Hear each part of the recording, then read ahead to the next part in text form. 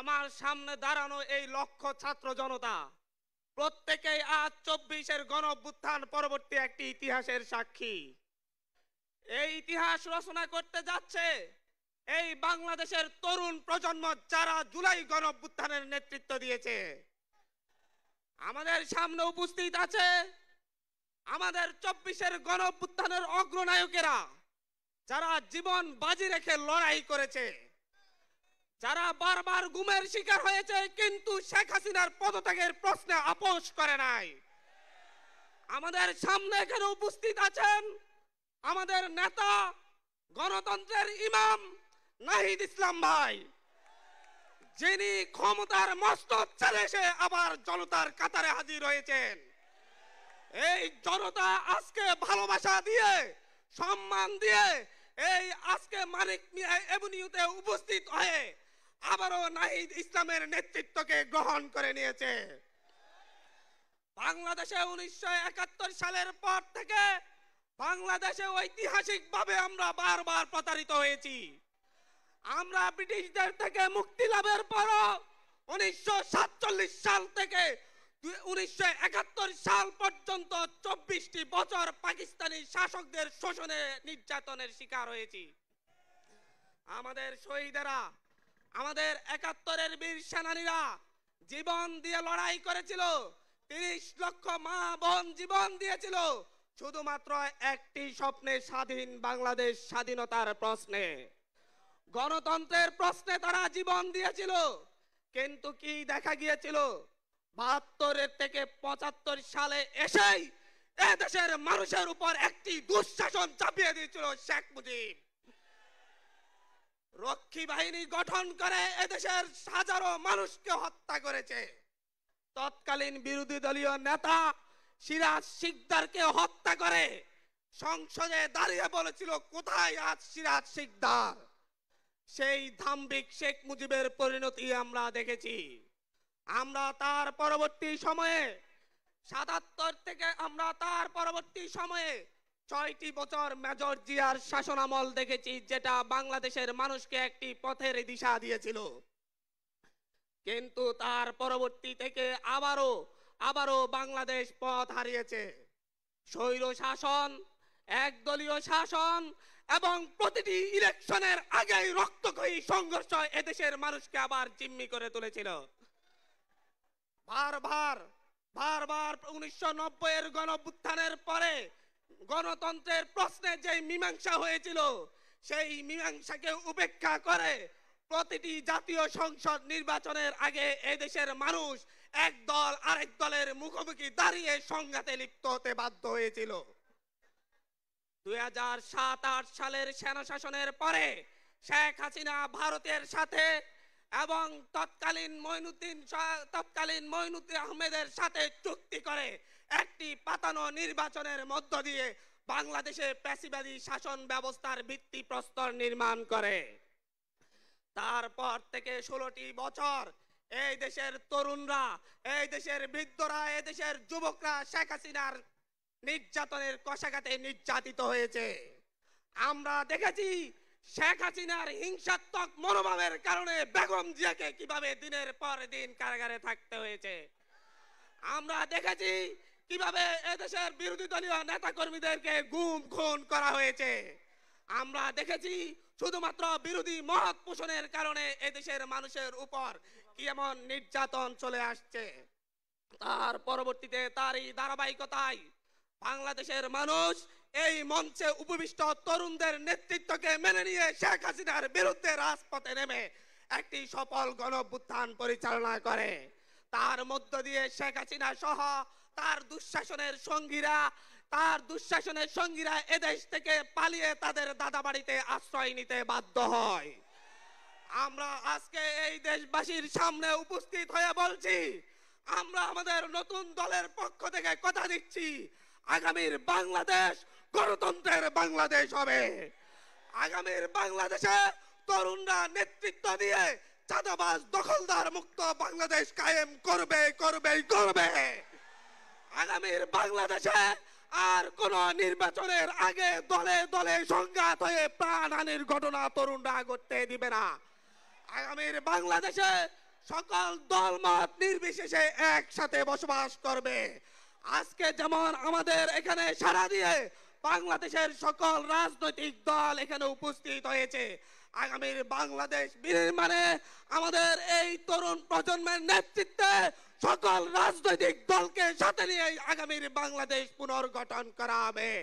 এটা এই দেশবাসীর কাছে আমাদের প্রতিশ্রুতি। আমরা এই প্রতিশ্রুতি রেখে আপনার সংক্ষিপ্ত বক্তব্য শেষ করছি।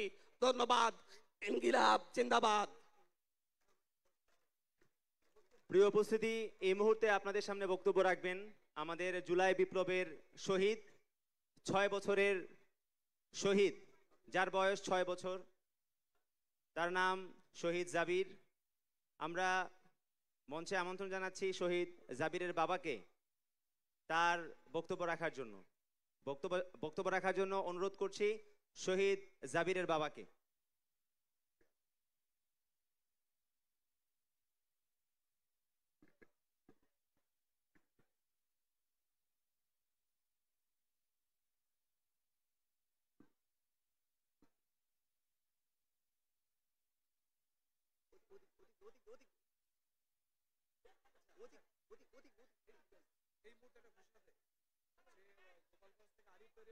প্রিয় উপস্থিতি, আমাদের মাঝে একটি বিশাল মিছিল নিয়ে উপস্থিত হয়েছেন আমাদের গোপালগঞ্জের সহযোদ্ধারা। সবাই আমরা করতালি দিয়ে তাদেরকে স্বাগত জানাই। আমরা বলতে চাই, এই গোপালগঞ্জ শেখ হাসিনার গোপালগঞ্জ নয়, এই গোপালগঞ্জ শেখ মুজিবের গোপালগঞ্জ নয়, এই গোপালগঞ্জ আওয়ামী লীগের গোপালগঞ্জ নয়, এই গোপালগঞ্জ শহীদ আবু সাইদের গোপালগঞ্জ। জুলাই বিপ্লবের স্পিরিট নিয়ে গোপালগঞ্জ এগিয়ে যাবে মুজিববাদের কবর রচনা করার মাধ্যমে ইনশাআল্লাহ। এই মুহূর্তে আপনাদের সামনে বক্তব্য রাখবেন শহীদ জাবিরের বাবা।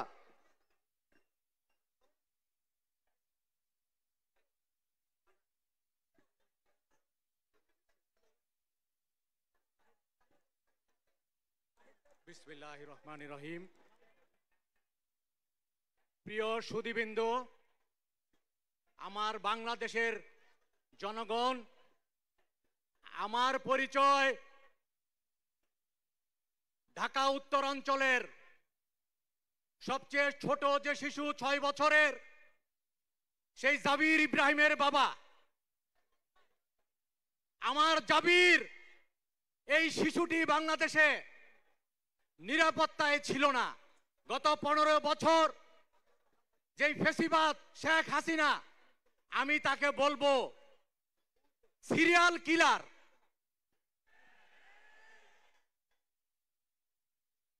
সেই 15 বছর আগে 57 জন আর্মি অফিসারকে হত্যা করে সে হত্যাযজ্ঞ শুরু করে 5ই আগস্ট আমার ছেলেকে দিয়ে শেষ করে।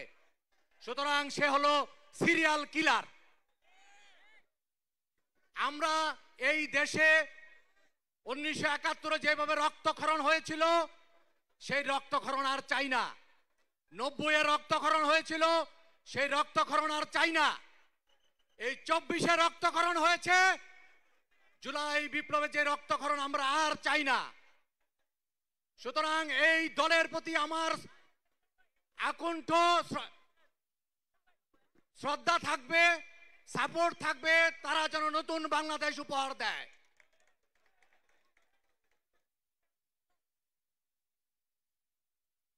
সো আমি চাইবো এই দল, আমার দেশ, এই দলের কাছে যেন নিরাপদ থাকে। এই দল আরো ভালো করবে। এই দলের প্রতি আমাদের, বিশেষ করে আমাদের এই যে শহীদ পরিবার, আমরা এই যে শহীদ পরিবারের পক্ষ থেকে তাদেরকে আমরা আকুণ্ঠ সাপোর্ট জানাই।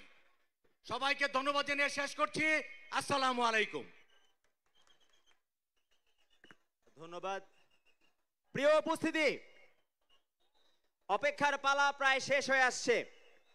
এই মুহূর্তে আপনাদের সামনে বক্তব্য রাখবেন জুলাই বিপ্লবের অগ্রনায়ক, ঢাকা বিশ্ববিদ্যালয়ের বিপ্লবী মেধাবী শিক্ষার্থী, বৈষম্য বিরোধী ছাত্র আন্দোলনের অন্যতম কেন্দ্রীয় সমন্বয়ক, বৈষম্য বিরোধী ছাত্র আন্দোলনের বিপ্লবী আহ্বায়ক হাসনাত আব্দুল্লাহ। বক্তব্য রাখছেন হাসনাত রিফাত আব্দুল্লাহ।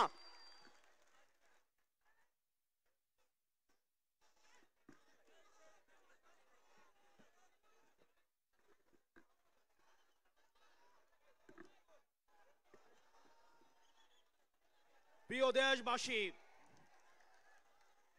আপনারা জানেন আমরা দীর্ঘ ১.৫ দশকের আওয়ামী জাহিলিয়াতের শাসনের পরে আজকে আমরা মুক্ত বাংলাদেশে যেই সংসদ ভবনকে আমরা ফ্যাসিবাদ মুক্ত করেছি, সেই সংসদ ভবনের সামনে আমরা গণতান্ত্রিক প্রক্রিয়ায় সেই সংসদ ভবনে যাওয়ার জন্য আজকে আমরা মানিক মিয়া এভিনিউতে এসে দাঁড়িয়েছি। প্রিয় দেশবাসী, আপনারা জানেন দীর্ঘ ১.৫ দশকের বেশি সময় ধরে আমাদের দেশে ছিল বিচারহীনতার সংস্কৃতি। লগি বৈঠা থেকে শুরু করে ২০০৯ সালে আমাদের দেশের যারা ডিফেন্স অফ ফার্স্ট লাইন বিডিআরদেরকে আপনারা দেখেছেন কিভাবে ভারতীয় আগ্রাসনের মধ্য দিয়ে হত্যা করা হয়েছে। প্রিয় দেশবাসী, আপনারা দেখেছেন এই স্পষ্ট বিডিআর হত্যাকাণ্ডকে বিডিআর বিদ্রোহ হিসেবে চালানো হয়েছে। আপনারা দেখেছেন শাপলা চত্বরে আমাদের দাড়ি টুপিওয়ালা ভাইদের উপরে রাতের অন্ধকারে কিভাবে জেনোসাইড চালানো হয়েছে। আমাদের দাড়ি টুপিওয়ালা ভাইদের সামনে থেকে কিভাবে মাইক কেড়ে নিয়ে যাওয়া হয়েছে। প্রিয় দেশবাসী, আপনারা দেখেছেন বাংলাদেশে কিভাবে রাতের ভোট, কিভাবে দিনের ভোট রাতে চালু করার সংস্কৃতি চালু হয়েছে, ডামি ইলেকশন চালু করা হয়েছে। আমরা ৫ই আগস্টে এই আওয়ামী লীগের এই দুঃশাসনের আমরা এই দুঃশাসনের কবর রচনা করেছি। আমরা বলতে চাই এই গণভবনে কে যাবে সেটি নির্ধারিত হবে বাংলাদেশ থেকে, ভারত থেকে সেটি নির্ধারিত হবে না। আমরা স্পষ্ট করে বলতে চাই এই সংসদে কে যাবে সেটি নির্ধারণ করবে বাংলাদেশের খেটে খাওয়া জনতা। এই সংসদের মসনদে কে বসবে সেটি নির্ধারণ করবে এই ভূখণ্ডের মধ্যে যারা রয়েছে সেই ভূখণ্ডের মানুষ। আমরা দীর্ঘ ১.৫ দশকের বেশি সময় ধরে আমরা একটা জাতি গড়ে তুলতে পারি নাই। বিভাজনের রাজনীতি আমাদের মধ্যে ইচ্ছাকৃতভাবে জিয়ে রাখা হয়েছে। আমরা স্টেট ডেভেলপ করতে পারি নাই, আমরা নেশন ডেভেলপ করতে পারি নাই। আমাদের প্রতিষ্ঠানগুলো ভেঙে গিয়েছে, আমরা সুশাসন নিশ্চিত করতে পারি নাই, আমরা ফাংশনাল ব্যুরোক্রেসি নিশ্চিত করতে পারি নাই, আমরা স্বাধীন পুলিশ নিশ্চিত করতে পারি নাই, স্বাধীন বিচার বিভাগ নিশ্চিত করতে পারি নাই। আমরা স্বাধীনতার এত বছর পরেও আমাদের তরুণ প্রজন্ম, আমাদের একটা ইনস্টিটিউশন আমরা প্রপারলি ফাংশন করতে দেখি নাই। আমরা আপনাদের কাছে কমিটমেন্ট দিতে চাই এই তরুণ প্রজন্ম আমরা ইনস্টিটিউশনগুলোকে প্রপারলি ফাংশনাল করব। আমরা আপনাদেরকে কমিটমেন্ট দিতে চাই এই বিভাজনের রাজনীতির ঊর্ধ্বে উঠে আমরা একতার রাজনীতি বাংলাদেশে চালু করব। আমরা স্টেট ডেভেলপ করব। আমরা এই ভূখণ্ডের অধিকার আমরা আদায় করতে পারি নাই। আমাদেরকে মাথায় রাখতে হবে বিদেশের সাথে আমাদের বন্ধুত্বপূর্ণ সম্পর্ক থাকবে, কিন্তু কোনো প্রেসক্রিপশনের সম্পর্ক থাকবে না।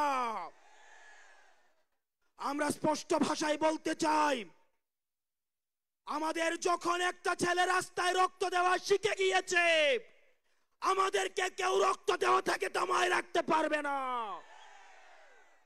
সুতরাং আমরা স্পষ্ট ভাষায় বলতে চাই আমাদের প্রবীণ রাজনীতিবিদ যারা রয়েছে তাদের অভিজ্ঞতা এবং তরুণদের তেজদীপ্ত এবং অকুত ভয় যে এই নেচার রয়েছে সেটার মিথস্ক্রিয়ায় আমরা পরবর্তী বাংলাদেশ বিনির্মাণ করব। আমরা যতদিন না পর্যন্ত আমরা নিশ্চিত করতে চাই এদেশ থেকে পরিবারতন্ত্র এদেশ থেকে কবরস্থ হয়েছে।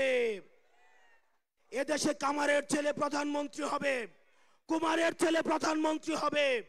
এদেশে যোগ্যতার ভিত্তিতে এদেশে নেতৃত্ব উঠে আসবে।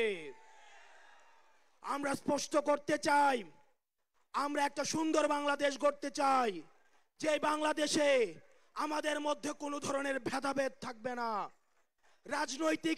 আমাদের রাজনৈতিক পরমত সহিষ্ণুতা থাকবে, মত প্রকাশের স্বাধীনতা থাকবে, আমাদের দ্বিমত প্রকাশের স্বাধীনতা থাকবে। আমরা একটা সমৃদ্ধ বাংলাদেশ গঠন করার জন্য আমরা আপনাদের কাছে কমিটমেন্ট দিচ্ছি, আমরা প্রতিজ্ঞা করছি। এই প্রতিজ্ঞার সাথে কারা কারা একমত রয়েছেন? ও ইনকিলাব জিন্দাবাদ, ইনকিলাব জিন্দাবাদ, ইনকিলাব জিন্দাবাদ, ইনকিলাব জিন্দাবাদ।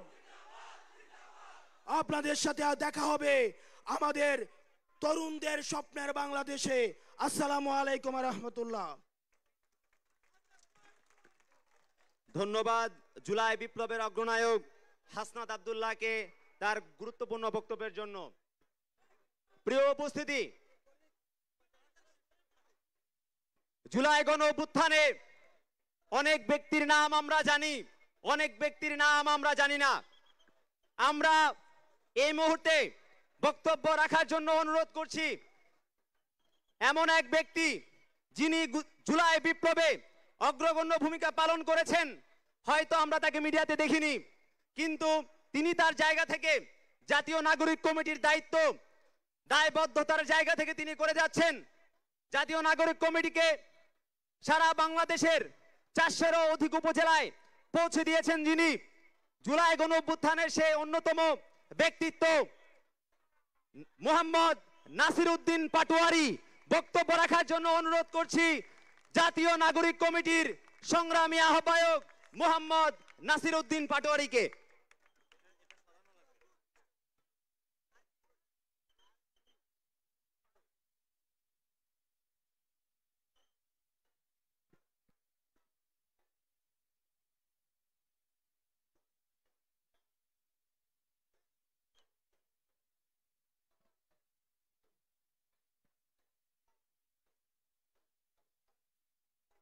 প্রিয় দেশবাসী, সাংবাদিক বন্ধুগণ, রাজনৈতিক নেতৃবৃন্দ, আমাদের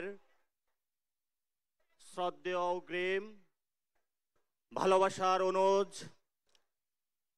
আপনাদের কাছে কৃতজ্ঞ যে আমরা একসাথে ঐক্যবদ্ধ হয়ে ঐতিহাসিকভাবে বাংলাদেশের যখন আমরা সন্ধিক্ষণে ছিলাম, বাংলাদেশের মানুষ যখন মুক্তির অপেক্ষায় ছিল, আমরা আমাদের তাজা রক্ত ঢেলে দিয়ে একটি স্বাধীন বাংলা 24-এ প্রতিষ্ঠা করেছি। আমাদের এই ঐতিহাসিক বিজয়ের জন্য বাংলাদেশের আপামর জনগোষ্ঠী যারা রয়েছেন, বাংলাদেশের শিকড়ের বিদেশে এবং বিভিন্ন জায়গায় যারা রয়েছেন, অক্লান্ত পরিশ্রম করে জুলাই বিপ্লবে অংশগ্রহণ করে বাংলাদেশের স্বাধীনতার সূর্যকে নতুনভাবে উদিত করেছেন। আজকের এই ঐতিহাসিক আরেকটি সন্ধিক্ষণে আমরা এখানে একত্রিত হয়েছি। গত 15 বৎসরে যখন আমরা গণতন্ত্রের কথা বলেছি, আমাদেরকে গুম করা হয়েছে, আমাদেরকে খুন করা হয়েছে, বিভিন্ন রাজনৈতিক দলের নেতৃবৃন্দকে গ্রেপ্তার করা হয়েছে, বিভিন্ন রাজনৈতিক দলের নেতৃবৃন্দকে শুধু গ্রেপ্তার নয়, দেশ ছাড়াও করা হয়েছিল। এই সকল প্রতিবন্ধকতা সত্ত্বেও সেই খুনি হাসিনার সামনে ইস্পাত কঠিন মূর্তির মতন দাঁড়িয়ে বিভিন্ন রাজনৈতিক দল, বিভিন্ন রাজনৈতিক পক্ষ এবং গোষ্ঠী বাংলাদেশের সেই ৪৭ সাল থেকে যে লড়াই শুরু হয়েছিল, তারা তাদের সেই পতাকাটা মানুষের সামনে উড্ডীন করে রেখেছিল। কিন্তু গত নির্বাচনের পরে যখন মানুষ আশাহত হয়েছিল, আমাদের সেই ছাত্র ভাইরা লাস্ট আশার প্রতীক হিসাবে জনগণের সামনে উদয় হয়েছিল।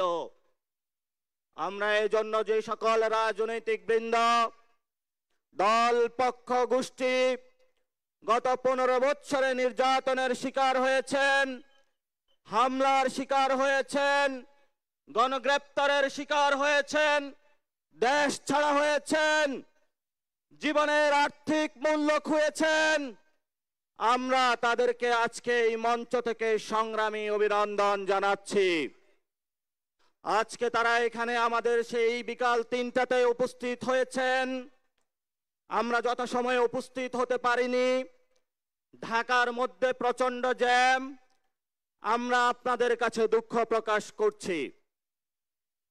সারা বাংলাদেশ থেকে গত 8 সেপ্টেম্বরে যে একটি রাজনৈতিক প্ল্যাটফর্ম ঘোষিত হয়েছিল জাতীয় নাগরিক কমিটি, জাতীয় নাগরিক কমিটির হাজার হাজার নেতৃবৃন্দ যারা এখানে গতকাল থেকে রওনা দিয়ে চট্টগ্রাম থেকে, রংপুর থেকে, সিলেট থেকে, খুলনা থেকে আজকের এই জনসমুদ্রে উপস্থিত হয়েছেন, আপনাদের এই কষ্টকে আমরা স্যালুট করি।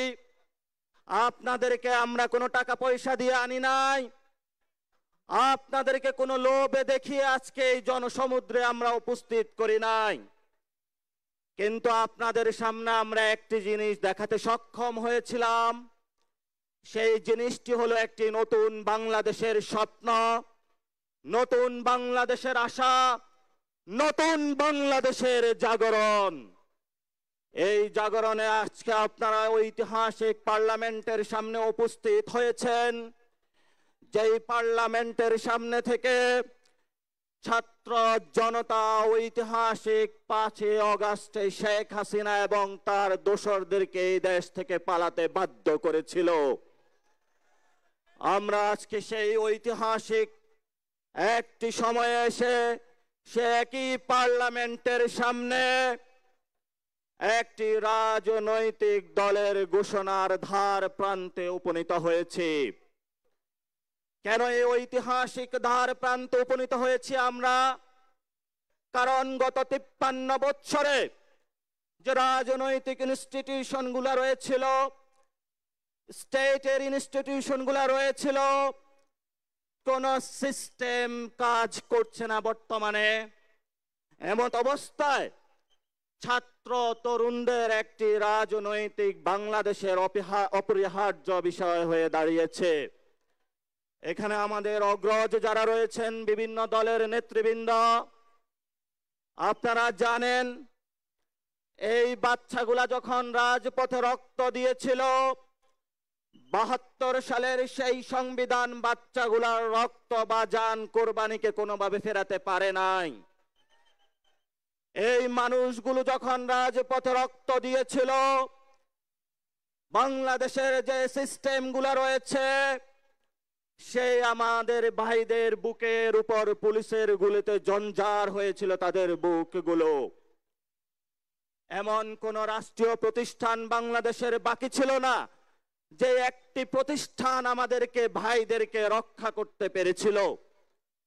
এই জন্য আমরা আজকের এই মহেন্দ্রক্ষণ সন্ধিক্ষণে দাঁড়িয়ে সকল শহীদদের ফ্যামিলিদের উপস্থিতিতে, আহতদের উপস্থিতিতে, রাজনৈতিক নেতৃবৃন্দের উপস্থিতিতে, কূটনৈতিক উপস্থিতিতে, সারা বাংলাদেশে বৈষম্য বিরোধী ছাত্র আন্দোলন এবং জাতীয় নাগরিক কমিটির লড়াকু যোদ্ধাদের উপস্থিতিতে একটি সন্ধ্যার এই মহেন্দ্রক্ষণ উপস্থিতিতে আমরা একটু পরে একটি রাজনৈতিক দল ঘোষণা করতে যাচ্ছি। এ রাজনৈতিক দল ঘোষণার পাটাতনে দুইটি অর্গানাইজেশন কাজ করেছিল। বিপ্লবের নেতৃত্ব দিয়ে ছাত্রদের বৈষম্য ছাত্র আন্দোলন যখন স্বাধীন বাংলাদেশ প্রতিষ্ঠা করে দিয়েছিল, নাগরিক শ্রেণী দিক হারা ছিল। আমরা সেই ঐতিহাসিক দায়বদ্ধতা থেকে গত সেপ্টেম্বরে জাতীয় নাগরিক কমিটি বাংলাদেশে প্রতিষ্ঠা করি। সেই জাতীয় নাগরিক কমিটি গত 6 মাসে বাংলাদেশের মানুষের আনাচে কানাচে পৌঁছে 400টি থানায় আমরা কমিটি প্রতিষ্ঠা করতে সক্ষম হয়েছি। যেই কমিটিগুলার প্রতিষ্ঠানের উপরে পাটাতনের উপরে আজকে আমরা দাঁড়িয়ে ঐতিহাসিকভাবে একটি রাজনৈতিক দল ঘোষণা করতে যাচ্ছি। এজন্য রাজনৈতিক বৃন্দ, বিভিন্ন দলের যারা রয়েছেন, বাংলাদেশের আপমর যারা জনতা রয়েছেন, জাতীয় নাগরিক কমিটির যারা একনিষ্ঠ কর্মীবৃন্দ মাঠে খেটেছেন প্রতিদিন রাত, সংগঠক বৃন্দ, নেতৃবৃন্দ এবং যারা আমাদেরকে বিভিন্ন জায়গায় বিভিন্নভাবে সহযোগিতা করে আজকে আমাদের এই জায়গায় উপস্থিত করেছেন, আপনাদের সেই পরিশ্রম ত্যাগ তিতিক্ষাকে আজকের এই মঞ্চ থেকে আমরা স্বীকার করছি এবং সালাম জানাচ্ছি।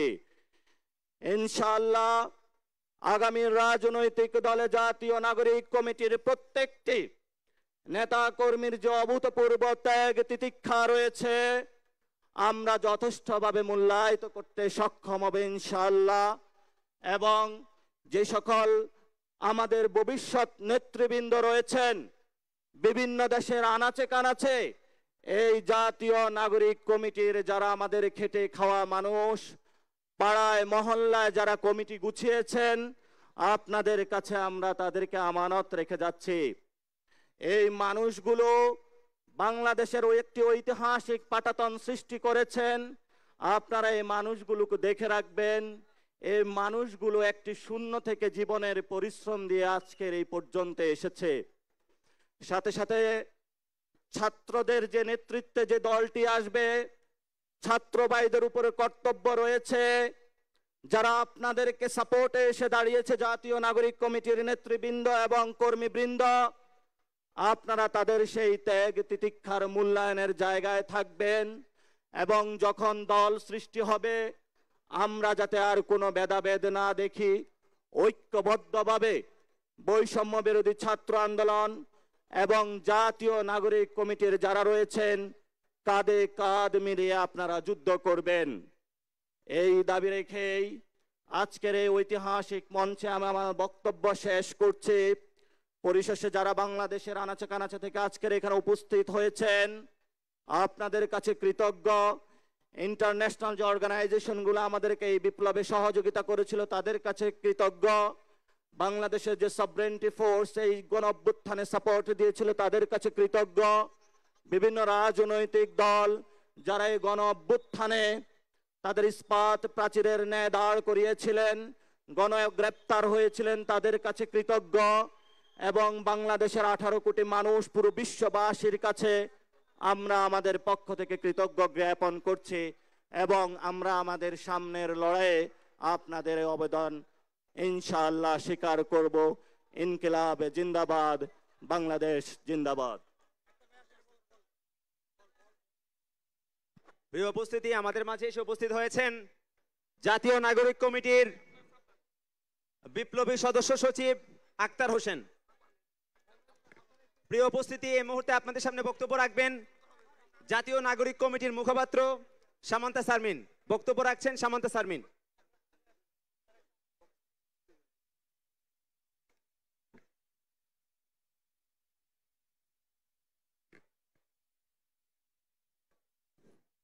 সুপ্রিয় দেশবাসী, আসসালামু আলাইকুম। আজকে 28 ফেব্রুয়ারি 2025, এই তারিখটি